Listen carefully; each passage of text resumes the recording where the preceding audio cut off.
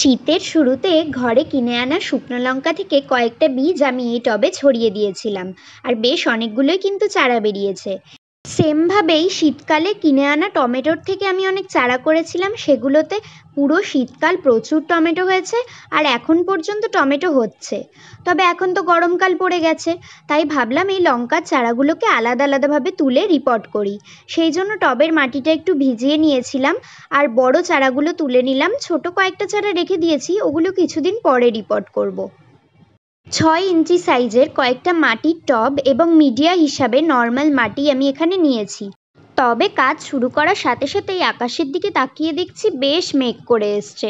যাই হোক, সেটাকে ইগনোর করে যেই মাটি তৈরি শুরু করেছি অমনি দেখি ঝমঝম করে বৃষ্টি চলে এসছে। আমি তো সাথে সাথে সব জিনিসপত্র নিয়ে ছাদ থেকে পালিয়ে এলাম।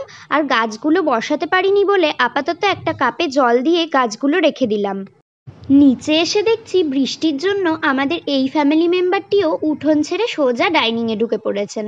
তো কিছুক্ষণ ওর সাথে খেলাধুলো করে বারান্দায় দাঁড়িয়ে একটু বৃষ্টি দেখছিলাম। বৃষ্টির কারণে আমার কাজের একটু ব্যাঘাত ঘটলো ঠিকই, তবে গাছগুলোকে দেখে মনে হচ্ছে ওরা কিন্তু বেশ আনন্দ পেয়েছে। 1-8 ঘন্টা পর আবার ছাদে গিয়ে দেখছি বৃষ্টিটা তো কমে গেছে, তবে আকাশটা কিন্তু এখনও মেঘ করে রয়েছে। আর এই ফাঁকে আমিও তাড়াতাড়ি স্নান সেরে ফ্রেশ হয়ে চলে এসেছি গাছগুলো আবার লাগাতে।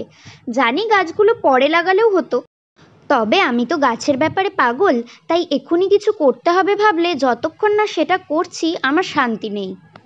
গাছগুলো কিছুদিন পরে একটু গ্রোথ হলে তখন খাবার দেব। আজকে আমি টোটাল 9টা লঙ্কার গাছ রিপোর্ট করেছি। এই গরমে তোমরা তোমাদের বাড়িতে কি কি সবজি লাগাচ্ছ কমেন্ট করে জানিও। আর সবশেষে দেখো, আমি একটা প্লাস্টিকের কন্টেনারের মধ্যেও কিন্তু গাছ লাগিয়ে দিয়েছি। গাছগুলো লাগানো শেষ করে দিয়ে দিলাম জল। আর সবশেষে তোমাদের সাথে একটা আপডেট শেয়ার করি। কিছুদিন আগে যে অরিগ্যানোর কাটিংগুলো বসিয়েছিলাম সেগুলো থেকে খুব ভালো গ্রোথ হয়েছে। আর দেখো এই গাছটাতে কত সুন্দর ফুলও ফুটেছে। অরিগ্যানো গাছের কাটিং থেকে চারা তৈরির ভিডিওটা তোমরা আগে যারা দেখোনি তাদের জন্য এই ভিডিওর ওপরে লিঙ্কটা অ্যাটাচ করে দেবো, দেখে নিও। আজ আসি, টাটা।